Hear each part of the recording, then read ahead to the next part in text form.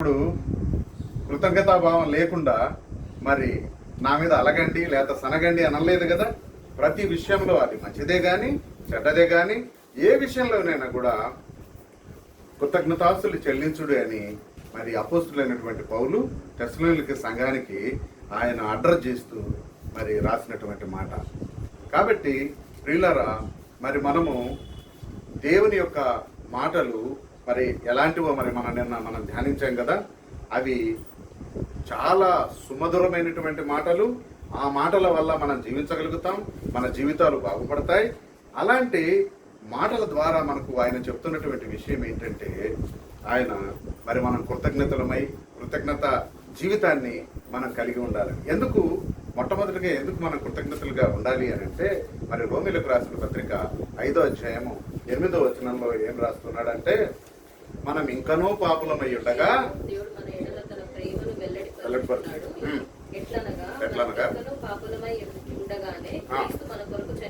క్రీస్తు మన కొరకు ఆయన చనిపోయాడండి.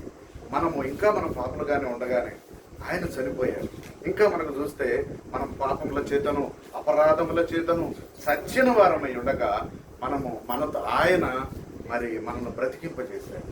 ఎంతటి గొప్ప దేవుడు అండి ఆయన. ఎందుకు మరి పరిశుద్ధుల కొరకు ఎవరైనా ప్రాణం పెట్టొచ్చేమో, ఎవరైనా ఏదైనా చేయొచ్చేమో, కానీ పాపులము మరి మనము ఎందుకు కూడా ఎలాంటి వారము అనంటే, మనకు ఎన్ని చేసినా కూడా మనం కృతజ్ఞత లేనటువంటి వారముగా మన జీవితాలను మనం జీవిస్తూ ఉంటాం. మానవుని యొక్క సహజ గుణం అండి అది. మొట్టమొదటగా దేవుడు ఆదాము హవ్వలను సృష్టించి ఏదైనా తోటలో వాళ్ళని పెట్టినప్పుడు వారు సమస్తమైనటువంటి ఫలాల్ని మీరు తినండి అని చెప్పేసి అని ఒక్క ఫలాన్ని గురించి వాళ్ళని పరీక్షించడానికి ఆయన పెట్టినప్పుడు వారు ఆయన మాటను విననటువంటి ప్రజలుగా ఉన్నారు. ఆయన ఎంతో కృతజ్ఞతకు ఆయన అర్హుడు అయినప్పటికీ కూడా మానవుని యొక్క స్వభావం ఎట్లాంటిది అని అంటే, విననటువంటి స్వభావం, పట్టించుకునేటువంటి స్వభావం. మరి ఎందుకు కూడా ఆయన చేసినటువంటి ఉపకారాలను మరిచిపోయి ఆయనను ఎదిరించి మరి దాని జీవితాలను మరి పాడు చేసుకునేటటువంటి జీవితాలుగా ఉన్నారు. అయితే దేవుడు మరి ఆదికాండం 6వ అధ్యాయం 7వ వచనాల్లో మరి ప్రళయాన్ని సృష్టిస్తాడు. తర్వాత అయినప్పటికీ కూడా మరి అట్లాగా కొనసాగుతూ ఉంటుంది. అయినప్పటికీ కూడా మనుషులలో ఏమాత్రము మరి మార్పు అనేటటువంటిది రాలేదు. అందుకే తన యొక్క ప్రియకుమారుని ఈ లోకానికి ఒక బలియాగంగా, ఒక మరి సాక్రిఫైస్ చేసేటటువంటి వాడుగా మరి తన యొక్క రక్తాన్ని చిందించి మనందరి కొరకు, మనందరి పాపాల కొరకు ఆయన శిలువ పైన తన యొక్క ప్రాణం పెట్టినంతగా మనల్ని ప్రేమించాడు. అంతటి ప్రేమ ఈ లోకంలో ఎవ్వరూ చూపించలేరండి. అయితే అలాంటి ప్రేమమైనటువంటి యేసు ప్రభువుకు మనం ఎంతగా కృతజ్ఞతలమై ఉండాలండి కదా. మన జీవితం, మన యొక్క విశ్వాస జీవితంలో, మన యొక్క క్రైస్తవ జీవితంలో మనం అడుగడుగునా కూడా ఆయన మేళ్లను మరువకూడదు, జ్ఞాపకం పెట్టుకోవాలి. 103వ కీర్తన 1వ వచనంలో ఏమని రాస్తాడండి దావీదు? అందరికీ బై హార్ట్ ఉండొచ్చు సండే స్కూల్లో. నా ప్రాణమా యెహోవాను సన్నిధించుము, నా అంతరంగమునున్న సమస్తమా నా ప్రాణమా యెహోవాను సన్నిధించుము, ఆయన చేసిన ఉపకారములలో దేనిని మరవద్దంట. జ్ఞాపకం పెట్టుకోవాలి. నీవు జ్ఞాపకం పెట్టుకున్నట్లయితే తప్పనిసరిగా కృతజ్ఞత నీలో నుండి వెల్లోకి వస్తూ ఉంటుంది. అది కనుక నీవు ఉపకారాన్ని నువ్వు మనసులో పెట్టుకున్నట్లయితే అసలు ఏది నీకు జ్ఞాపకమే రాదు. నువ్వు ఏమనుకుంటావంటే, నా శక్తి, నా సామర్థ్యము, నా గొప్పతనము, నా యొక్క చదువు, వీటి వల్లనే నేను దీన్ని సంపాదించుకొని ఉన్నానేమో అని ఏమరపాటు నీకు వచ్చేటటువంటి అవకాశం ఉంది. కాబట్టి భక్తుడైనటువంటి దావీదు అక్కడ చెప్పినటువంటి మాట ఏంటంటే, నా ప్రాణమా యెహోవాను సన్నిధించుము, ఆయన చేసిన ఉపకారములలో దేనిని మరొకము. ఆయన మరవకుండా ఉన్నాడు కాబట్టే ఆయనకు ఈయన నా హృదయానుసారుడు. ఒకే ఒక మాట మరి బైబిల్ గ్రంథంలో చూసినట్లే హృదయానుసారుడు అనేటటువంటి టైటిల్ ఇచ్చినటువంటి మనిషి ఒక దావీదు మాత్రమే. ఎందుకు అనంటే, ఆయన ఒక్కసారి తొట్టిల్లినప్పటికీ కూడా ఆయనకు హృదయానుసారుడుగా మరి జీవితాంతం జీవించినటువంటి వ్యక్తి. అయితే ఆయన భార్య అయినటువంటి మీకాలు ఏం చేసిందో తెలుసా మీకు? ఆయన భార్య అయినటువంటి మీకాలు, సౌలు కుమార్తె మీకాలు దావీదు ఎలాంటి వాడు అని అంటే, దేవుని యొక్క పాటలు వచ్చినా అక్కడ ఆయన యొక్క స్వరం వినబడ్డా కూడా డ్యాన్స్ చేసేటటువంటి మనిషి. అటు ఇటు చూడ్డు, నేను రాజును కదా, నేను ఎందుకు డ్యాన్స్ చేయాలి, లేకపోతే నేను ఎందుకు నాట్యం ఆడాలి అని అటు ఇటు చూడ్డు. నాకు దేవుడు ఉపకారం చేశాడు, నాకు మేలు చేశాడు, ఆయన చేసినటువంటి మేలు ఎంతో గొప్పవి. నేను రాజు అయితే గొప్ప, నన్ను రాజు చేసింది ఎవరు? దేవుడే అని చెప్పి ఆయన యొక్క ఆ గల్లీలో ఏం చేస్తాడంటే నాట్యం ఆడుతూ ఉంటాడు అందరితోటి. మీకాలు ఏంటి, ఈ యొక్క రాజకుమార్తె కదా, ఏంటి సామాన్యులాగా ఈయన డ్యాన్స్ చేస్తాడని మనసులో అనుకుందంట, అంతే. జీవితాంతం గొడ్రాలుగానే అయిపోయింది. చూసారా? కాబట్టి దేవుడు చేసినటువంటి మేళ్లకు, ఉపకారాలకు, ఆ ఉపకారాలను మన జీవితంలో ఎప్పుడూ మర్చిపోకూడదు. 116వ కీర్తన 12వ వచనంలో ఏమని ఉందనంటే, నీవు చేసిన ఉపకారములకు నేనేమి చెల్లిస్తాను. చదవండి. నీవు చేసిన ఉపకారములకు నేనేమి చెల్లించను. నేను ఆయనకేమి చెల్లించను, చేతపుచ్చుకొని.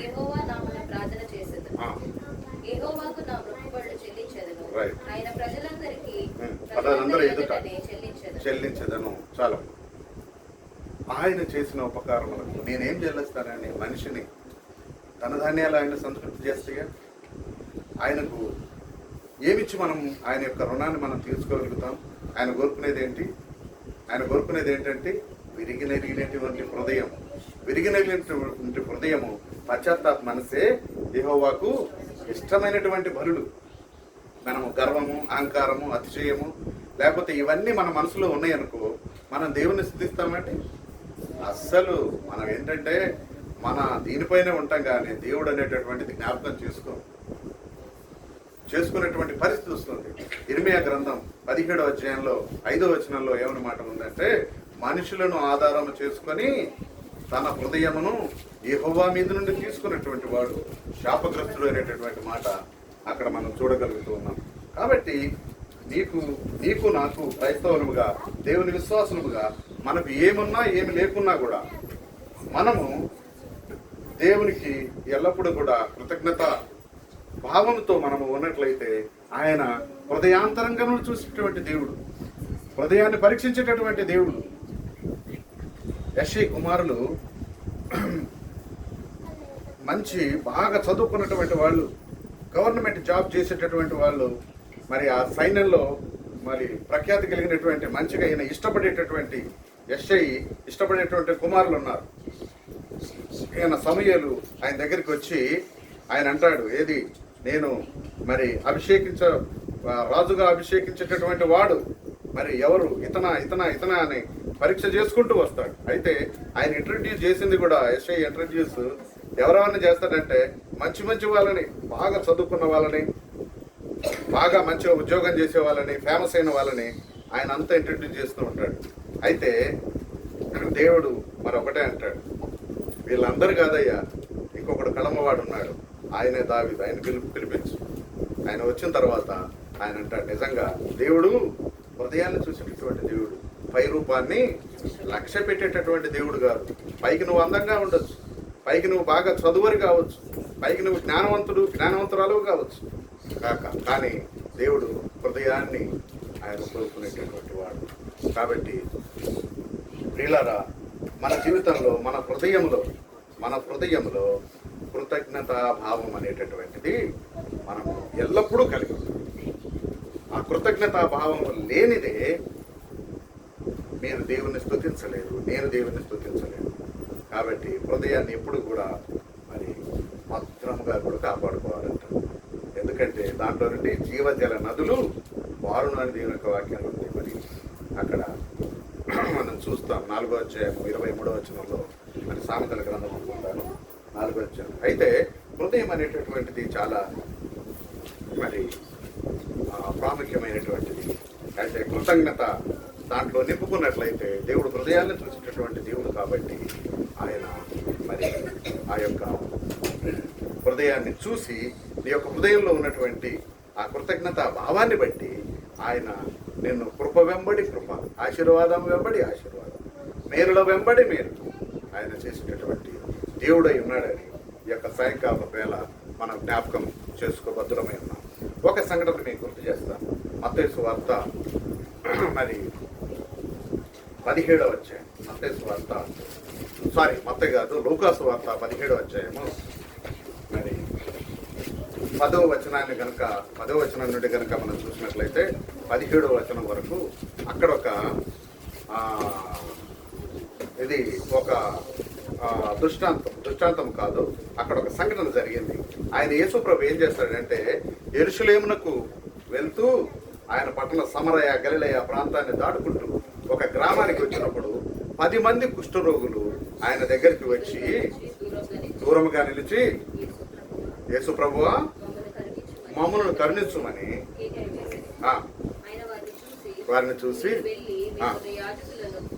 యాజకులకు కనపరుచుకుని. అక్కడ ఏం జరిగింది అని అంటే, అక్కడ జరిగిన విషయం ఏంటంటే, 10 మంది కుష్ఠరోగులు ఆయన దగ్గరికి వస్తారు.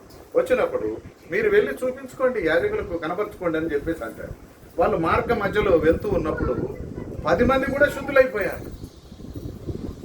అప్పుడు ఏం చేయాలి? 10 మంది కూడా ఏం చేయాలి? యేసుప్రభు దగ్గరికి వచ్చి, అయ్యా, మేము ఆనాటి రోజులలో కుష్ఠవ్యాధి ఉన్న వాళ్ళని ఊరు వెలుపల ఉంచేవాళ్ళు. ఊరు మధ్యలోకి వచ్చి అందరితో కలిసి సహవాసం చేసి స్నేహం చేసి ఉండేటటువంటి పర్మిషన్ లేనే లేదు. అలాంటి వ్యక్తులు 10 మంది ఆయన దగ్గరికి వచ్చి ఉన్నప్పుడు 10 మంది శుద్ధులైతారు. కానీ ఒక్కడే గ్రహించి ఆయన దగ్గరికి మరి దేవుణ్ణి మహింపరుస్తూ, దేవానికి చేసినటువంటి మేళ్లకు స్తోత్రాలు, అదే 16-17 వచనాల్లో చూసినట్లయితే ఆయన దగ్గరికి వచ్చి సాగిలపడి ఆయన మహిమ పరుస్తూ ఆయన మొక్కుతాడంట. నిజంగా చూసారా? అదే కృతజ్ఞత అంటే. మేలు చేసినప్పుడు మేలు చేసినటువంటి వ్యక్తికి థ్యాంక్స్ చెప్పకుండా ఉన్నట్లయితే, ఆయనకు కృతజ్ఞత చెప్పనట్లయితే, ఆయనకు మరి మన యొక్క రెస్పెక్ట్ అండ్ రిగార్డ్ మనం ఇయ్యనట్లయితే, నిజంగా ఆయన ఏం చేస్తాడంటే, యేసుప్రభు అన్నాడు 10 మంది శుద్ధులైరు కారు, ఆ 9 మంది ఎక్కడ? 9 మంది కూడా ఉన్నారు కదా, వారు ఎక్కడా అని అడుగుతారు.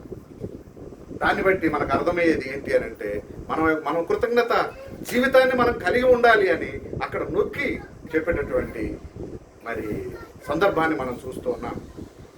ఇవాళ చాలా సంతోషకరమైనటువంటి విషయం, మన సహోదరి మరి సరళ గారి యొక్క మరి జన్మదినం ఈరోజు.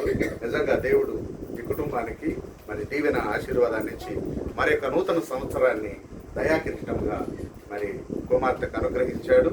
నిజంగా మరి 65వ కీర్తన 11వ వచనంలో మనం ఆ వచనాన్ని చూస్తాం. ఆయన సంవత్సరమును దయాకిరీటమును ధరింపజేసి ఉన్నావు, నీ జాడలు సారము వెదజల్లుతున్నవి అనే మాట అక్కడ చూస్తున్నాం. నిజంగా మరి అలాంటి దయాకిరీటాన్ని దేవుడు దయచేయాలి అని అంటే, మరి దేవునికి ఇష్టలై ఉండాలిగా. దేవునికి మరి ఇష్టంగా ఉంటేనే కదా ఎవరైనా చేసేది. ఇష్టం లేకుండా ఎవరైనా చేస్తారా? తీసుకోపో అని చెప్పేసి అంటారు కదా. దేవునికి ఇష్టలైనటువంటి వాళ్ళు ఇంకా వేరే పెద్ద సబ్జెక్ట్. దేవునికి ఇష్టంగా ఉండటం, విశ్వాసంగా ఉండటం. కానీ నేను క్లుప్తంగా చెప్తాను, దేవునికి ఇష్టంగా ఉన్నటువంటి దాన్ని బట్టి దేవుడి యొక్క ఈ కుటుంబానికి మరొకసారి మరి సహోదరి సరళ గారికి నూతన జీవితాన్ని, మరి నూతన సంవత్సరాన్ని దయాకృతంగా మరి కుమార్తెకు అనుగ్రహించినట్లుగా మనము బైబిల్ గ్రంథంలో మనం చూస్తూ ఉన్నాం. మరి సామెతల గ్రంథము 9వ అధ్యాయము 11వ వచనంలో కూడా చూసినట్లయితే, నా వలన నీకు దీర్ఘాయువు కలుగును. చదవమ్మా.